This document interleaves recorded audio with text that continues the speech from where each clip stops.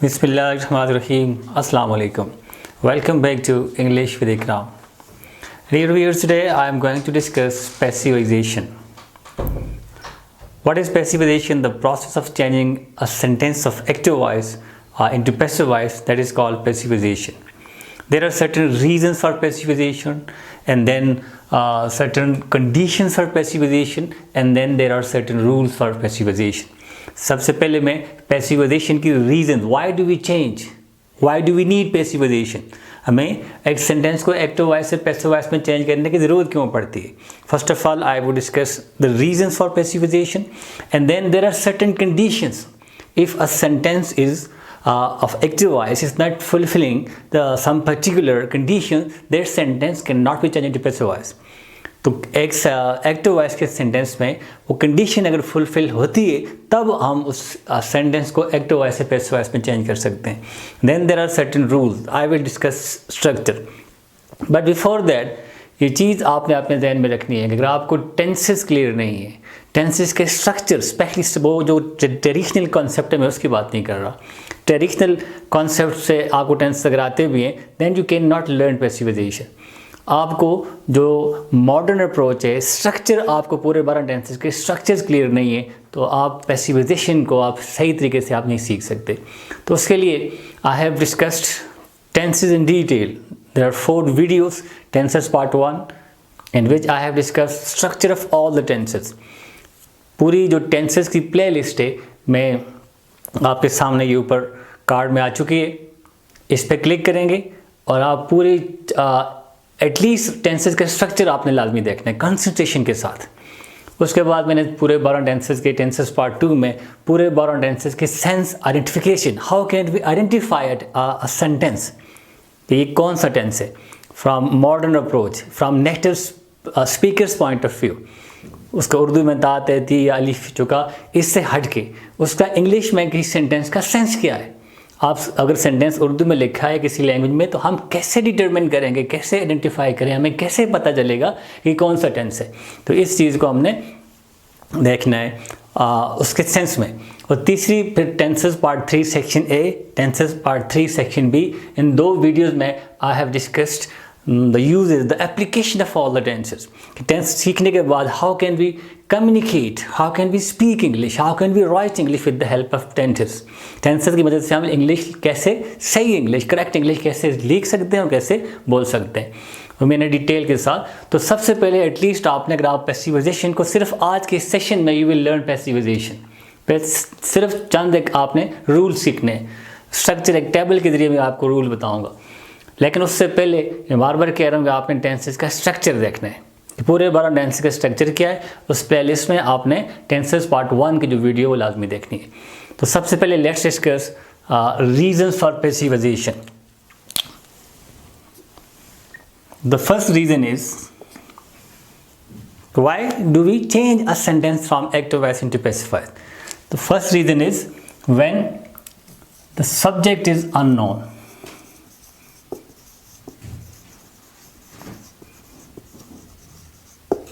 When you don't know the doer of an action, you know that active voice के sentence का structure ये होता है कि उसमें subject plus helping verb plus main verb plus object. Subject start में होता है, लेकिन in case of passive voice we have to put object in the beginning.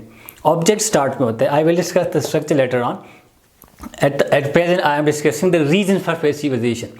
When the subject is unknown, are you deliberately you want to hide the subject, you want to hide the doer of an action, or sometimes the subject is not so much important, you don't want to give importance to subject. Subject इतना important नहीं होता, object important होता है. Then you put object in the beginning, and obviously when object of a sentence is in the beginning, you have to say that particular sentence in passive voice. For example, आप कहते हैं कि जी मेरा bag चोरी हो गया. अब आपको नहीं पता who has stolen your bag, या आप जानबूझ के छुपाना चाहते हैं, आप इसको डिस्क्लोज नहीं करना चाहते. Then you will say that particular sentence in passive voice, my bag has been stolen. Here you are putting the object at the beginning. And whenever object is put at the beginning, the sentence is obviously in passive voice. इसका structure यही है passive voice का कि उसमें object start में होता है, right? When the subject is unknown or you deliberately want to hide the subject, and the third thing is when the subject is not so much important. Subject की importance इतनी नहीं है, तो आप उस सूरत में sentence passive voice पे. This is the first reason for passivization. Then the second reason is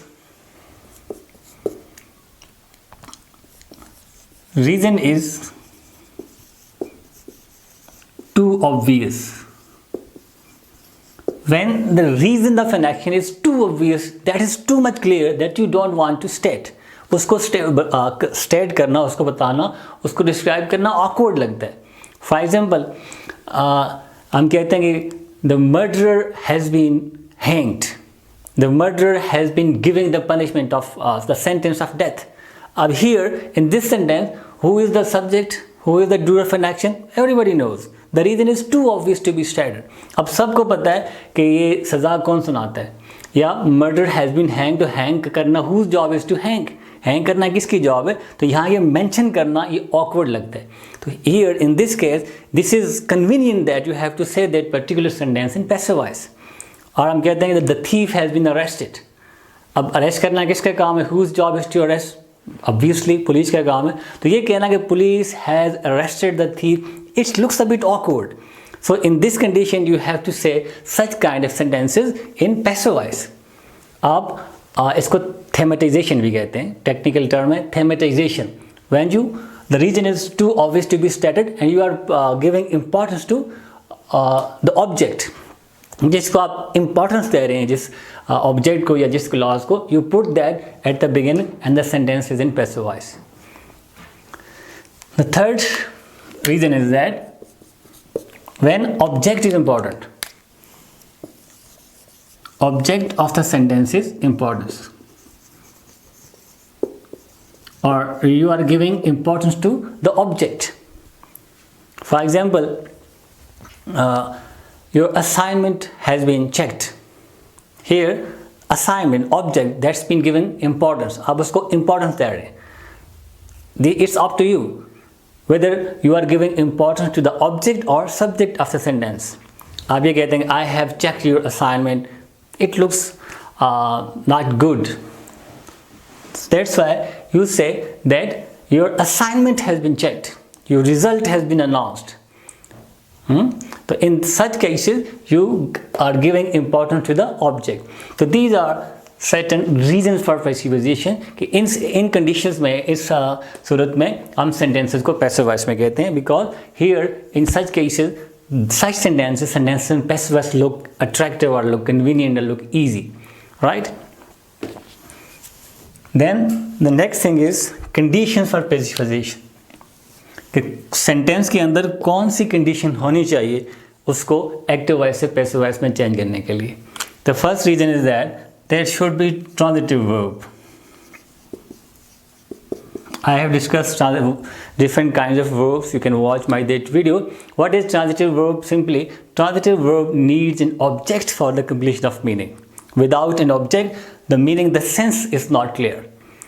And अगर आपके सेंटेंस में एक्टिव वॉइस के सेंटेंस में वर्ब ट्रांजिटिव नहीं है, intransitive verb है. Intransitive verb does not need any object. He runs. The sense is clear. He goes. She is walking. Here in such sentences, the verb does not need any object for the clarification of meaning, for the completion of the sense. तो इस तरह के sentences को हम active voice passive voice में change नहीं कर सकते. और transitive verb का होना ज़रूरी है, ऐसा verb जिसको अपनी meaning की completion के लिए, sense की clarification के लिए object चाहिए. He is eating what? The sense is not clear. He is eating an apple. Here now the sense of the sentence is clear. The first reason or condition is that there should be transitive verb. Then there should be action verb. There are two kinds of verb. Verb shows an action or state. For example, he is sleeping. Here you can almost the reason are the same. I am just categorizing these reasons into different categories.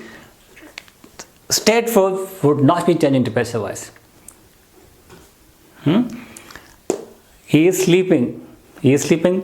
So this is a state. He is in a state of sleep. State verbs change नहीं होंगे. Action verb should be there. That should be certain action. Right? Then one more reason, there should be direct object.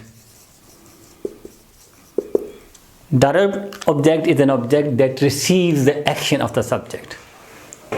He is eating an apple. Here apple is a direct object. Apple is receiving the action done by the subject. So these are certain conditions that should be fulfilled by a sentence of an active voice. Active voice के sentence में ये almost आप इनको देखें तो same ही है. Transitive verb or action verb or direct object, reasons are almost the same. Conditions are almost the same. तो ये sentence में होंगी तो तब sentence active voice से passive voice में change होगा. Okay. Now I will discuss the structure of active voice, passive voice. Passive voice की sentence का structure क्या है? जैसे मैंने टेंसेस के स्ट्रक्चर के अंदर एक्टिव वॉइस का सेंटेंस स्ट्रक्चर डिस्कस किया है डिटेल के साथ कि जो सेंटेंस का स्ट्रक्चर क्या होता है एक्टिव वॉइस में, subject plus helping verb plus main verb plus object. तो आपको टेंसर के स्ट्रक्चर में आप देख लेंगे. तो इसी तरह पैसिव वॉइस का स्ट्रक्चर क्या है, जैसे एक्टिव वॉइस में क्या है, subject plus helping verb plus main verb plus object. Sentence structure इसमें I have discussed in detail कि ये दोनों subject and object they remain over here constant. Helping verb change होते रहते हैं, they keep on changing, and form और main verb की जो form है वो change होती है. बाकी object, noun and pronoun यहीं पर रहते हैं, subject, noun, ये तो I have discussed these things in detail.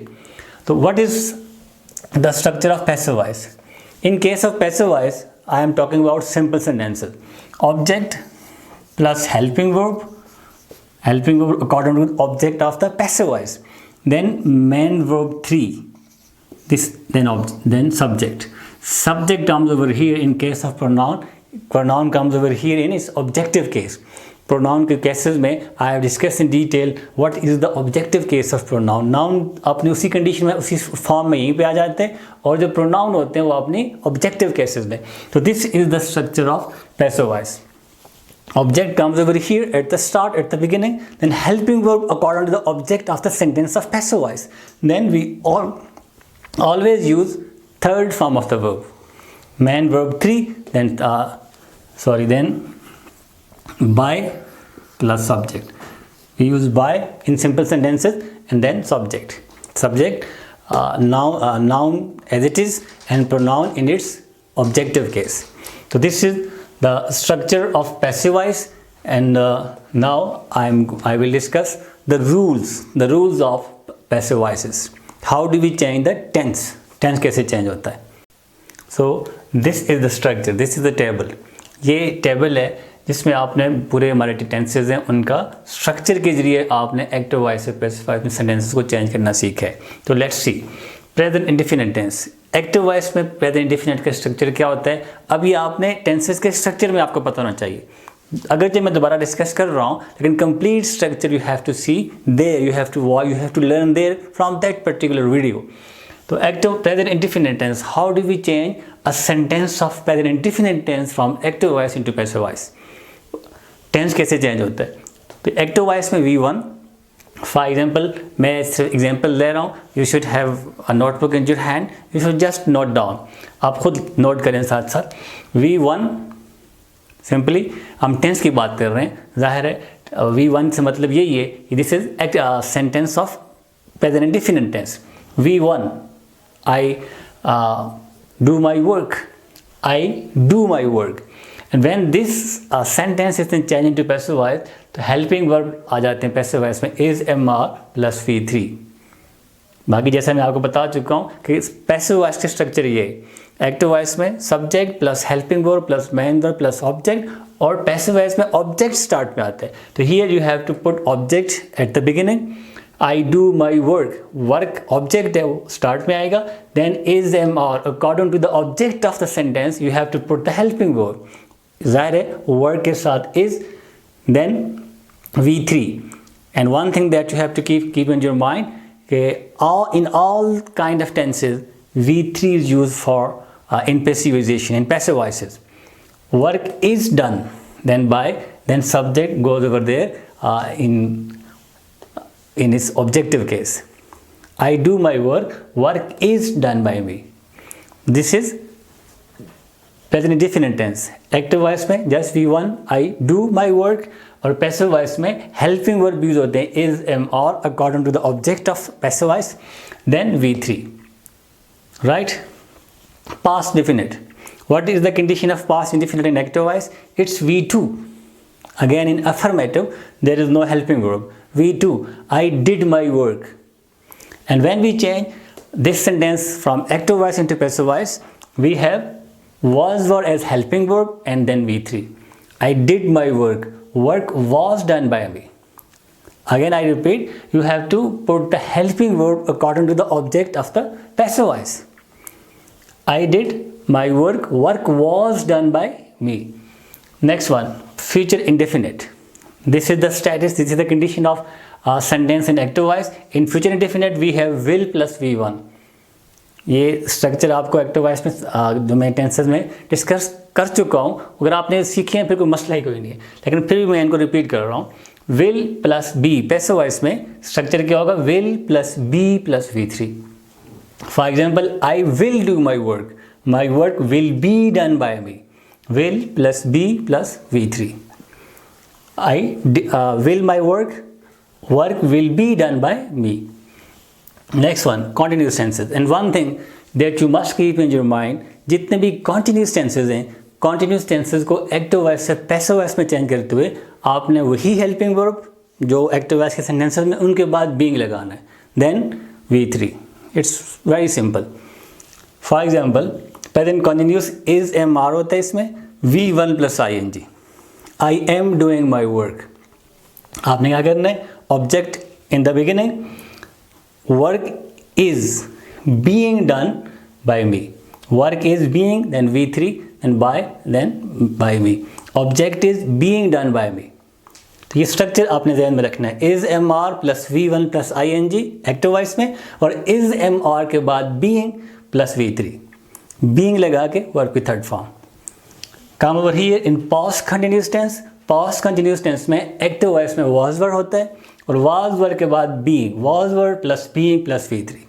I was doing my work. Work was being done by me. Right? Future continuous tense will be. आमतौर पे हम कहते हैं कि future continuous, present perfect continuous, past perfect continuous, future perfect continuous, ये जो चार tenses को चेंज नहीं किया जाता. अगर आप चेंज करें तो आपने वही being लगाना है. Just take this example. Will be plus V1 plus ing. In active voice में आप क्या होता है? Future indefinite, future continuous में will be. तो will be plus being plus V3. I will be doing my work. My work will be being done by me. You have to just put being. तो जितने भी continuous tenses हैं, what will you do? What you are supposed to do? You will use being after the helping verb, then V3. Then come to perfect. Present perfect. तो ये चीज़ भी ध्यान में रखनी है कि in all the perfective aspects you have to use been. After helping verb you will use been then V3. For example, present perfect. Active voice में present perfect क्या होता है? Has, have plus V3. I have worked. I have done my work. I have done my work. So what you are supposed to do? Has, have according to the object of the passive voice. Sentence of passive voice. Either I have, but here when you change this sentence from active voice into passive voice, तो object start में आएगा. passive voice का structure एक object start में होता है, तो work is singular, तो आप has लगाएंगे. has been plus V3. work has been done by me. the work has been done by me. has plus been plus V3. तीनों परफेक्टिव एस्पेक्ट में, परफेक्ट टेंसेस में आपने हेल्पिंग वर्ब के बाद been लगाना है. प्रेजेंट परफेक्ट में has have plus been, past perfect में हैड प्लस बीन, और फ्यूचर परफेक्ट में विल हैव प्लस बीन. तो this is all about passivization, जिसको हमने एक बहुत बड़ी हवा बनाया हुआ है, बहुत मुश्किल है. तो ये टेबल, ये स्ट्रक्चर, अगर आपके स्ट्रक्चर क्लियर है तो आप 10 मिनट में पैसिवाइजेशन सीख सकते हैं. Past perfect, had plus V3. I had done my work. तो आपने ऑब्जेक्ट स्टार्ट में लाया, जैसे मैंने स्ट्रक्चर में डिस्कस कर चुका हूँ. Had plus been plus V3. I had done my work. Work had been done by me. Right. Future perfect will have plus V3। Active voice में स्ट्रक्चर क्या होता है इसका, विल हैव प्लस V3। जब passive voice में change करते हैं again the same structure, will have plus been plus V3। I will have worked done my work will have been done by me. इसके बाद जो तीन future present perfect continuous, past perfect continuous, future perfect continuous, आमतौर पे ये तीन tenses को change नहीं किया जाता। चेंज करें भी तो इसी तरह जैसे मैंने यहाँ बिन लगाया है तो उनके बाद बिन लगाना है, लेकिन नॉर्मली ये सेंटेंसेस यूज़ नहीं होते। तो this is all about the structure. This is the table, ये टेबल आपने ध्यान में रखना है। These are the tenses present indefinite to past future perfect. This is the structure of in active voice sentences and we change from active voice into passive voice like this. इस तरह हमको passive voice में change करते हैं। तो these are simple sentences. इसके बाद हम देखेंगे कि इनके नेगेटिव और इंटरोगेटिव कैसे चेंज होते हैं। Okay, now negative sentences. How do we change the negative sentences from active voice into passive voice? It's so very simple. The way we change a sentence of active voice from affirmative into negative, we put not after the helping verb. For example, any sentence, he is the same sentence, he is not doing his work. तो tense हमने उस तरह ही change करना है जो हमने अभी टेबल में देखा है, जो उसका रूल्स हैं उसी को रूल को फॉलो करते हुए we have to just put not after the helping verb. Passive voice में भी उसी तरह हेल्पिंग वर्ब के बाद नॉट लगाना है। The same process, object at the beginning, his work, this is present continuous tense, is plus V1 plus ing, is not, work is not being done by him. I think it's very simple. He is not doing the same thing, his work is not being done. Is not being done, तो आपने helping verb के बाद not लगाना है। तो जिस तरह active voice के सेंटेंस में नेगेटिव में, उसी तरह पैसिव वॉइस के नेगेटिव में भी है। It's very simple. How do we change the sentences of interrogative sentences? Again the same thing. The way we form interrogative sentences in active voice is the same process to be repeated here in passive voice sentences. We have to put the helping verb in the beginning. For example, does he do his work? This is a sentence of simple present tense. Simple present tense में does, do does helping verb होते हैं। आमतौर पे students इसमें confuse होते हैं। यहाँ पे डज डू डज है, तो जब पैसिव वॉइस में चेंज करते हैं तो वहाँ पे डू डज लगाएंगे नहीं। तो we have already discuss in the structure in the table that in passive voice के पैसिव वॉइस में स्ट्रक्चर में सिंपल प्रेजेंट टेंस में is am are helping verb होते हैं, वहाँ डू डज नहीं है। आप टेबल को दोबारा देखें, उसमें V1 एक्टिव वॉइस में होता है, पैसिव वॉइस में is am are plus V3। Passive voice में सिंपल प्रेजेंट टेंस में helping verb is am are है, पैसिव वॉइस में सिंपल पास्ट टेंस में हेल्पिंग वर्ब वाज वर है। डू डज और डिड पैसिव वॉइस में नहीं है।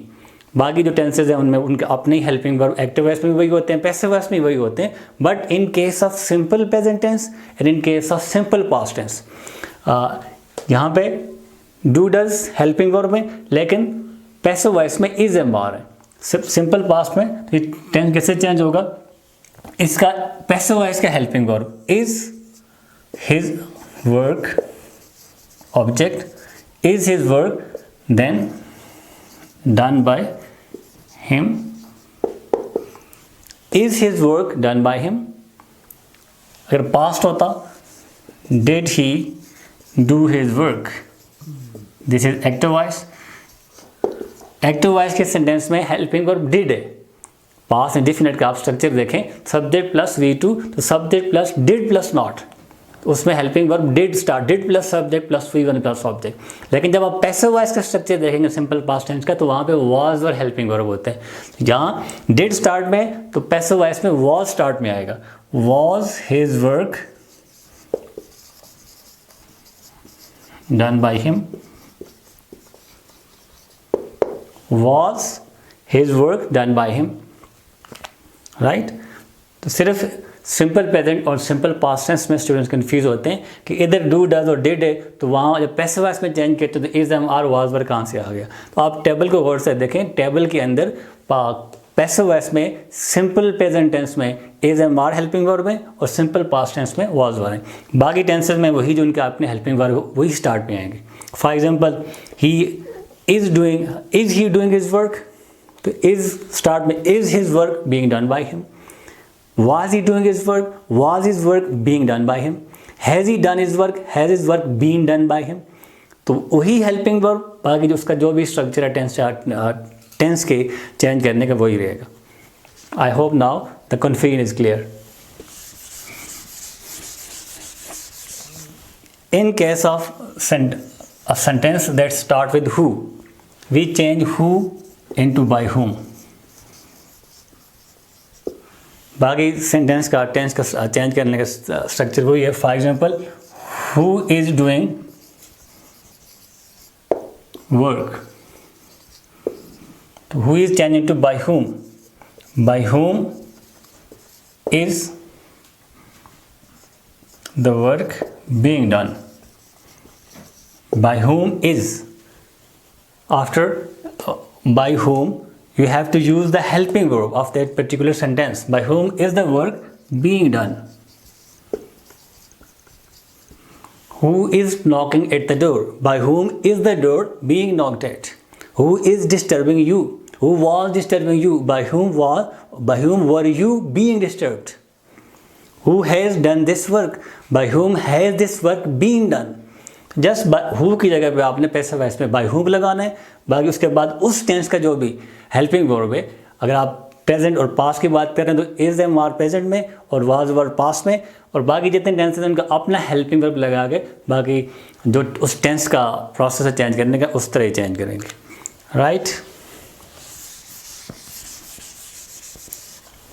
Now come to the last one, imperative sentences. How do we change imperative sentences? For example, the sentence is open the door.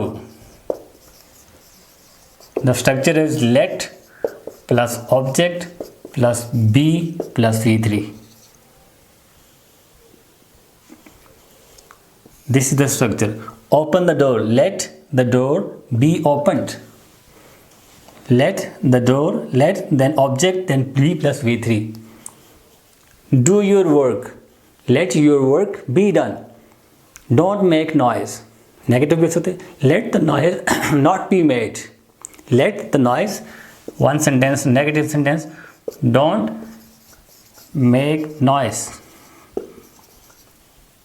Let the noise, object in the beginning, then be not be made. Let the noise not be made.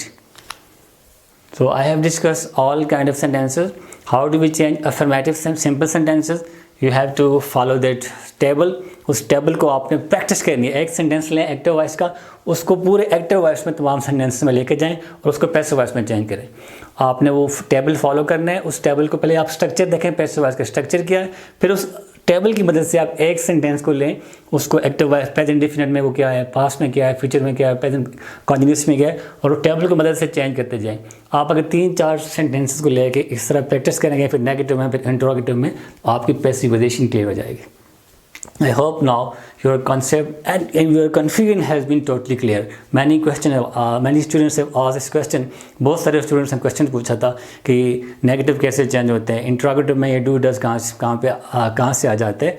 I hope now all the confusions have been clear. You have to watch this video with concentration, practice yourself. Just take a notebook, write examples yourself, and that's all for today. Thank you very much. Allah Hafiz.